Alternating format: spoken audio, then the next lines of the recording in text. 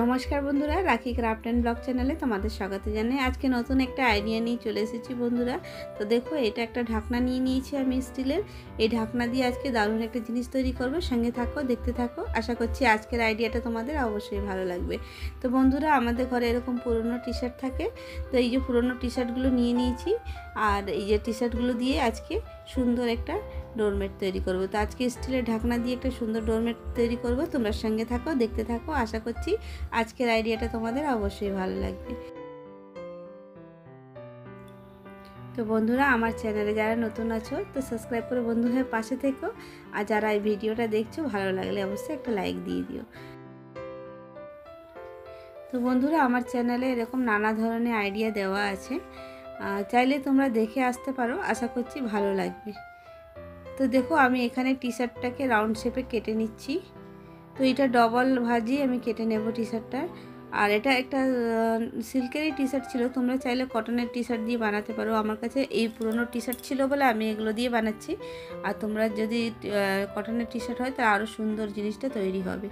তো দেখো বন্ধুরা, আমি রাউন্ড শেপ নিয়েছিলাম। রাউন্ড শেপ থেকে আর একটু কাপড়টা বেশি ছিল বলে একটু বাড়িয়ে নিয়েছি, যেহেতু পাপোসটা একটু বড় হবে সাইজে।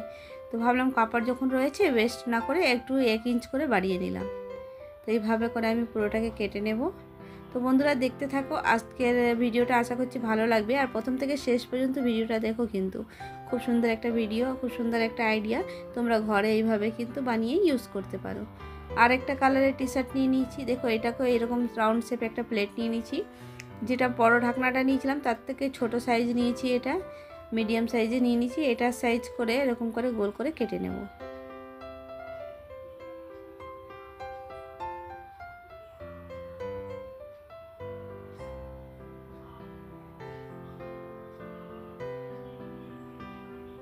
তো বন্ধুরা, তোমরাও এইভাবে করে কেটে নেবে সাইজ করে।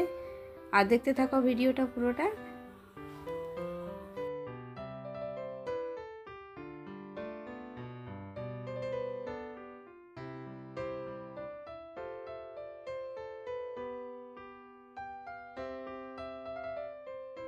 তো এইটাকে আমি এভাবে করে কেটে নিলাম, মাপে মাপে করে দেখে নিচ্ছি ঠিক আছে কি না।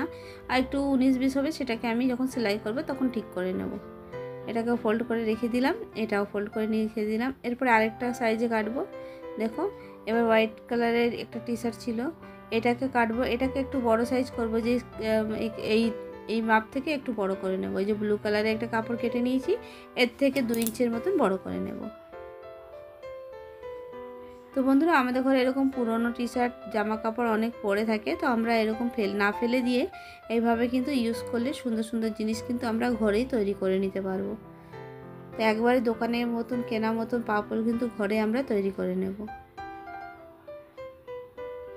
তো দেখো বন্ধুরা, আমার এখানে সব কাটা হয়ে গেছে।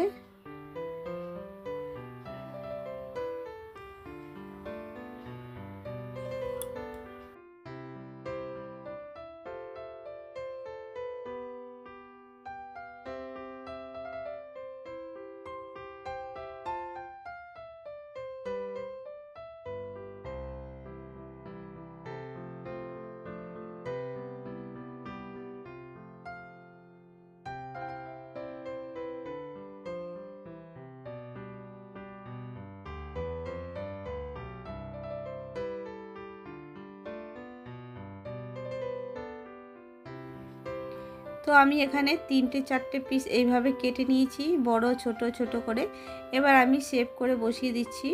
যেহেতু একটুখানি এটার মধ্যে একটু ড্রয়িং করা আছে, সেটা ভেতর সাইডে দিয়ে দিচ্ছি। মানে একটা প্রিন্ট দেওয়া ছিল এই টি শার্টে, তো সেই টি শার্টটাকে এটাকে উল্টে নেব। উল্টে নিয়ে এটা ভেতর সাইডে দিয়ে দেবো এইভাবে করে। তো দেখো বন্ধুরা, আমি এইভাবে করে নিয়েছি। এবার পুরোটাকে সেলাই মেরে নেব। তো চলো এবার সেলাইটা মেরে নিই, তারপর দেখাচ্ছি। পুরো সবকটাকে নিয়ে একটা একটা করে করে পুরোটা সেলাই মেরে নেব। তো এই দেখো বন্ধুরা, এখানে এরকম করে প্রথমেই আমি এটা সেলাই মেরে নিয়েছি। যেহেতু টি শার্টগুলো ডবল আছে, মানে যদি একটা খুলে যায়, ওই জন্য দুটোকে একসঙ্গে করে সেলাইটা মেরে নিলাম। এবার একটা দাগ দিয়ে দিয়েছি ঠিক মাঝখানটা। আর এই দাগের ওপরটা আমি অন্য একটা কালারের টি শার্টের টুকরোটা বসিয়ে নেব এইভাবে করে। যে পিসগুলো কেটেছি এইভাবে করে আমি বসিয়ে নেব। আর এখানে পিন আপ করে নেব। পিন আপ করে নিলে এটা সরবে না, সুন্দরভাবে বসে যাবে। তো তো তোমরা এইভাবে কিন্তু দেখতে থাকো বন্ধুরা, বানাবে ঘরে এইভাবে নিজেদের ঘরে পুরনো জামা কাপড় দিয়ে সুন্দর একটা পাপোশ কিন্তু তৈরি হয়ে যাবে।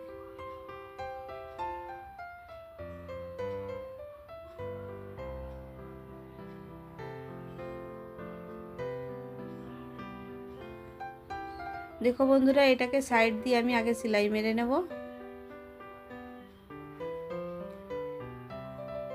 তো এইভাবে করে কালোটার সঙ্গে সাদাটাকে বসিয়ে নেব, আগে পুরো রাউন্ড শেপ করে সেলাই মেরে নেব।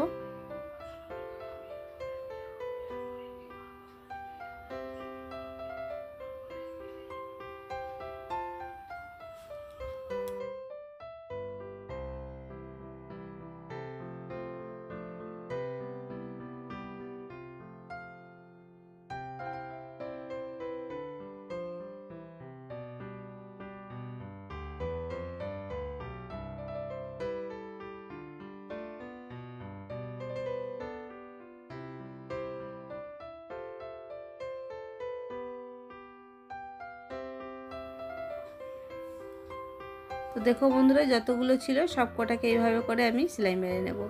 যতগুলো পিস কেটেছি সেগুলো সব কটাকে এইভাবে করে সব বসিয়ে নেব।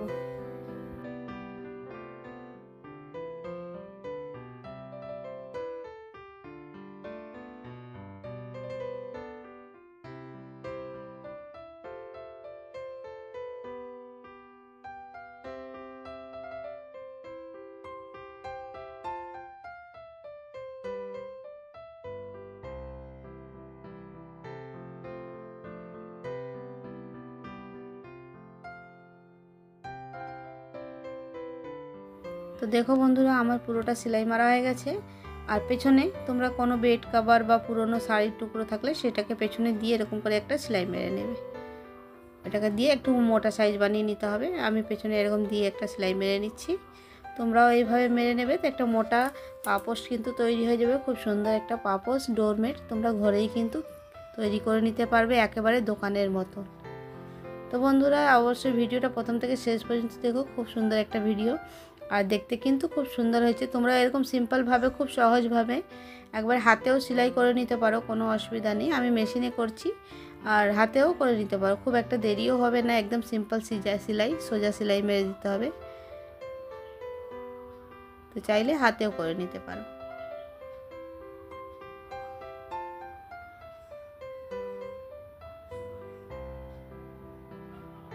তো দেখো বন্ধুরা, কতটা একটা সুন্দর ডোরমেট কিন্তু ঘরে তৈরি করে নিলাম। একবারে দোকানে কেনা মতন ডোরমেট আমরা ঘরেই তৈরি করে নিয়েছি। তো চলো বন্ধুরা, আজকের আইডিয়াটা তোমাদের কেমন লাগলো অবশ্যই কমেন্টে জানাবে। ভালো লাগলে লাইক শেয়ার কমেন্ট অবশ্যই করো। নতুন একটা আইডিয়া, নতুন একটা ভিডিও নিয়ে আবার তোমাদের সাথে দেখা হবে। সবাই ভালো থেকো, সুস্থ থেকো।